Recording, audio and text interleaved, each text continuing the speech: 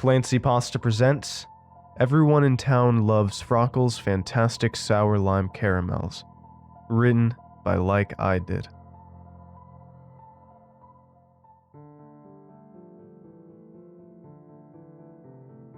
I live in a really small town in the middle of nowhere called Hickling. Hickling is so small and boring that everything here comes in ones. We have one cinema, one supermarket, one high school, but most importantly, one candy shop. The candy shop is run by an old gentleman named Maximilian Frockle. He's a sweet old man with gray hair, colorful clothes, and a fluffy beard. He looks nothing like his twin brother Maurice. Maurice Frockle is the town's gynecologist. While he always wears the cleanest shoes, the nicest suits, and has his hair perfectly groomed and dyed in the color black, he's just as sweet as his brother. The Frockle family moved to Hickling before my parents were even born. My grandpa once told me the story of their business. Maurice had just opened his doctor's office, and Maximilian bought one of the old buildings in town to start the very first and only candy shop. His high expectations quickly evaporated, and hadn't it been for his brother, he would have gone bankrupt right away. The candy Maximilian sold was very peculiar. Instead of the typical chocolate, fudge, and gummy bears, his candy had the weirdest shapes and colors. It was too eccentric for the old-fashioned townspeople of Hickling. They were not acquainted to these new tastes, and Maximilian was lucky if one sold per month found its way to his shop. For almost a year, the shop was closed. Maximilian was experimenting with new combinations and finally presented something he was terrifically proud of. He named it Frockle's Fantastic Sour Lime Caramels. Unfortunately, those were a big bust as well. He tried everything he could, put up signs, gave out free samples in front of the store, but people seemed weirded out by it. As my grandpa said, they didn't want to take some crazy kind of candy from these people who were strangers to the close-knit community of Hickling. Luckily, Maurice was a lot more successful with his business. With the nearest hospital being about 2 hours away, soon every woman in town visited his office. The brothers were smart and came up with a strategy. They would give out free samples of the sour lime caramels to the pregnant women who were not as opposed to the peculiar flavors of the candy. There are many studies demonstrating that a child can acquire a certain taste even before birth. When a mother eats a lot of a certain type of flavor during pregnancy, the child gets a similar tendency. It can work for spicy food, sweet treats, or, in the case of the Frockles, sour lime caramels. And boy did it work. Maximilian had to wait a while, but as soon as the first children were born and grew older, they all seemed to crave the sour lime caramels. My grandma had been one of the women going to Maurice, and my mother seemed to be completely obsessed with Frockle's candy, and especially the sour lime ones. When she was pregnant with me, she was craving them more than ever. She told me on many occasions how I would always kick in her tummy when she had one of the caramels. My grandparents passed away when I was only 6, but I always loved hearing the story about the Frockles brothers when my grandpa would tell it. He told me it took some time, but soon the town changed into what it is now.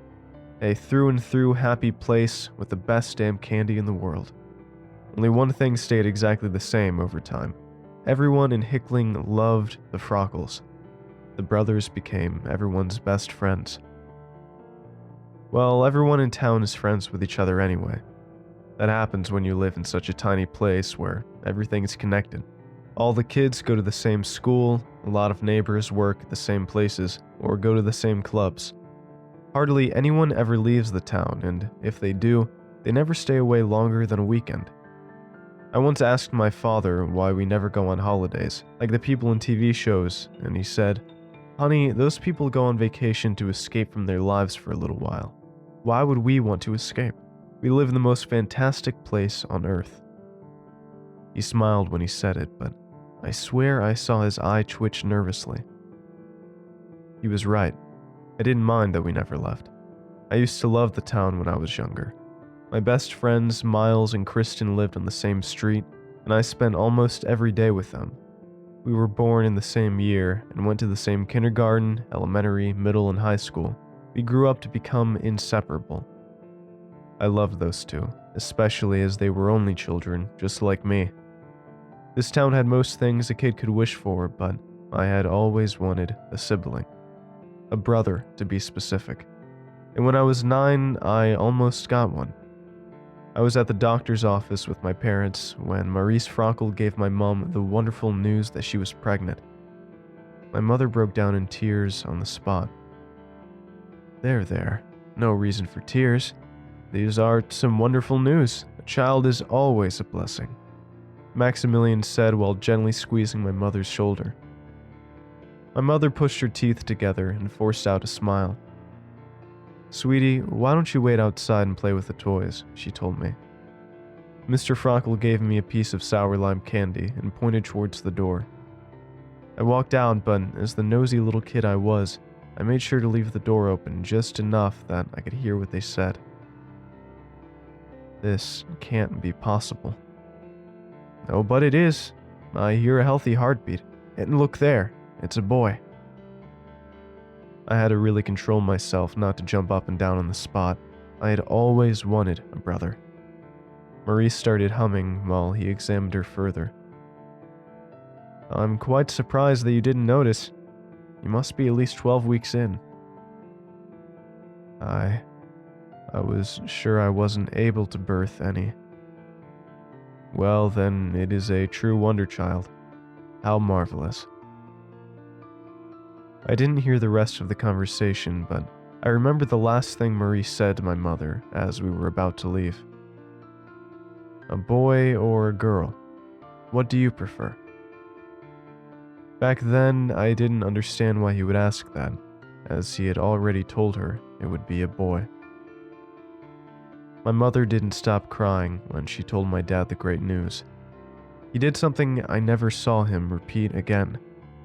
He punched the wall so hard that his hands started bleeding. And then they both just cried. They sent me to my room, but I heard them whisper all night long. I still don't know exactly what they said, but the next day they packed their bags and left for the weekend. It was the only time my parents ever went on vacation, while I stayed at Kristen's home. When they came back from the weekend, Mom wasn't pregnant anymore. I wanted to scream and shout. I had never felt this devastated before. Mom didn't even look at me. She went straight to her room and I heard her cries through the walls. That's when I calmed myself down. I didn't understand everything that was going on back then, but I hated seeing my mother hurt like that. She was usually such a cheerful person. Dad tried to keep up the happy attitude he always had, but I could see that he was struggling. When I asked for an explanation, he told me, "It's something you can't understand yet, but just know that we would do anything to keep you safe. Your mother and I, we love you very much. And isn't that enough?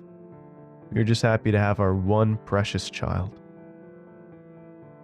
Maurice and Maximilian Frockle paid us a visit the following day. Maximilian gave me a big bag of candy, and my parents sent me outside to play with my friends. As I walked out, I heard loud shouting and thumping coming from inside. I was just about to run back inside when the shouting turned to laughter. They sounded cheerful. When I came back home in the afternoon, my parents acted completely different. They were happy. My mom was humming and making food. My dad was playing on the piano. He smiled when he saw me come inside. I wanted to ask them about the bruises they suddenly had on their arms and faces, but they acted so strange that I was afraid to ask, and they seemed genuinely happy. We never talked about the incident again, and the topic of siblings had become a taboo in our house. None of my friends had brothers or sisters. It didn't matter that I didn't either. Only as I grew older, I started realizing that it wasn't just my friends and I. Nobody in Hickling had siblings. The only ones that came as two were the Frockles. When I was about 15, Miles, Kristen, and I started resenting the town more. We weren't kids anymore, and we wanted to see the world. Hickling had nothing to offer us besides the Frockles candy, and we were awfully bored all the time. You can't imagine how excited we were when a new family moved to our street. There were hardly ever any new people in Hickling, and it was even stranger that there was an available house. Nobody ever moved away voluntarily. We got even more curious when we saw that the new family had children. You read that right, plural. We were just sitting in front of my home trying out our skateboards when we saw a boy outside of the house. He looked about our age. "He's cute. Let's go and say hi." Kristen jumped up from the curb. "Are you sure? We don't know them. My parents didn't say anything about a new family," I responded. "Don't be such a wuss, Sammy. Finally something is happening." So, the three of us walked over to see this new boy. He looked about our age, had blonde hair, and freckles all over his face. After chatting with him for a while, we found out that his name was Charlie. He was 14 and had a 2-year-old sister. My uncle lived in this house. We came to visit a little while ago, and since then my parents were obsessed with this town. I honestly don't understand why. This place is so fucking weird, he said, after we introduced ourselves. "It is the most boring place on earth. The only good thing is let me guess. Frockle sour whatever caramel shit? Yeah, my parents talk about it all the time. My uncle did too." Charlie interrupted Kristen. "Wait, is your uncle Jeremy Clerkins? I was already wondering why he'd move away. Makes sense that you just moved in with him," I said. "We're not moving in with him. He died." The three of us didn't respond. While it wasn't unusual that people of Hickling would pass away out of nowhere, nobody ever talked about it as bluntly as this boy did. I was just about to say something when a woman walked outside with a little girl in her arms. The girl's hair was just as blonde as Charlie's, and she held a little pink teddy bear in her hands. "Oh, look at that, you must be the neighbors. How lovely to meet you. See, Charlie, there are kids just your age here." His mom seemed just as cheerful as our parents. Charlie rolled his eyes. "My husband and I were just going to settle in and then come around and introduce ourselves to everyone here. But first, we are awaiting 2 gentlemen. Charlie, will you go inside and help your dad?" she continued. She gave us a last smile and followed him into the house. That afternoon, I heard a lot of screaming and shouting coming from the house of the Clerkins. My parents acted like they didn't hear any of it, so I did the same. Later that night, someone rang our door. It was the woman, Charlie's mom, and a man who I imagine was his dad. "Hello there. We just moved in on the opposite side of the street. I'm Peter. This is my wife, Helena. The Frockles paid us a visit already and gave us a big basket of that wonderful candy. We thought we'd share some of it with our lovely neighbors as well." My mom was just about to say something, but I interrupted her. "Where are your kids?" "Kids? We only have 1 child, sweetheart. He is a bit grumpy, hasn't gotten used to the new house yet." She shot my mom a look, who nodded understandingly. "But what about the little girl?" "Shush now, Sammy. Don't be so nosy," my dad exclaimed. The face of Mrs. Clerkins started twitching. "Finally," she said. "Why don't you go over and say hi to Charlie? Maybe you can show him how wonderful life here actually is." Her husband let out a loud sigh. "We've tried everything, please. Maybe you can convince him?" I walked over to the yellow house on the opposite side of the street. With a strange feeling in my gut, I rang the bell. "Hello?" The door was open, but the lights were off. I slowly walked inside the house. I'd never been inside the house of Mr. Clerkins, but it looked pretty much like our home. I heard some noises coming from the living room. It sounded like whimpering. As I got closer, I saw someone hunched down on the ground. It was Charlie. He didn't look at me. He just kept staring at something in his hands. It was a teddy bear.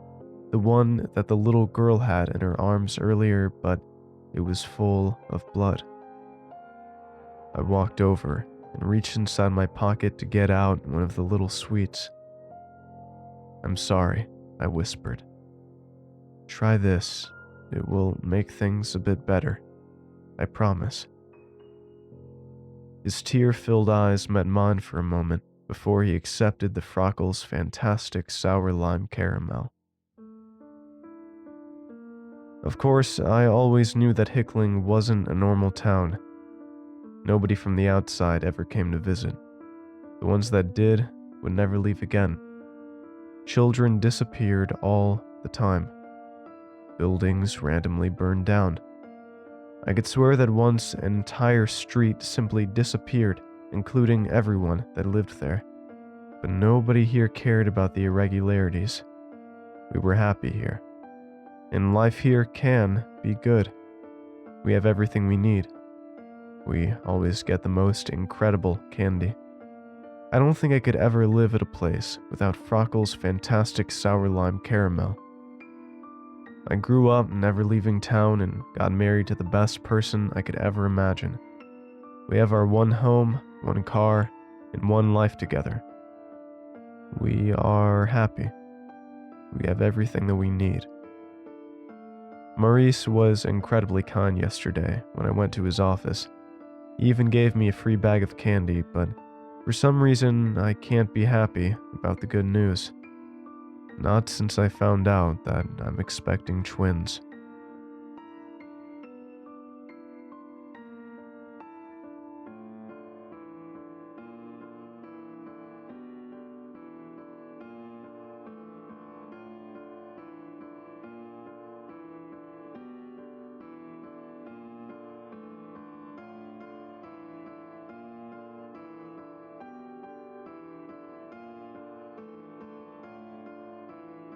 Thanks for watching, and I hope you enjoyed today's video. I want to give a huge thanks to all of my supporters over at Patreon and YouTube memberships. Your support makes these narrations possible, and I appreciate it a ton. If you'd like to join these lovely ghouls, you can head on over to my Patreon at patreon.com/clancypasta, or click the join button below to become a member. And if you'd like creepy cool shirts, make sure to head on over and check out my official merch store for some awesome tees, hoodies, stickers, and more. Alright. Thank you all for watching, and I hope you have a great night. Cheers.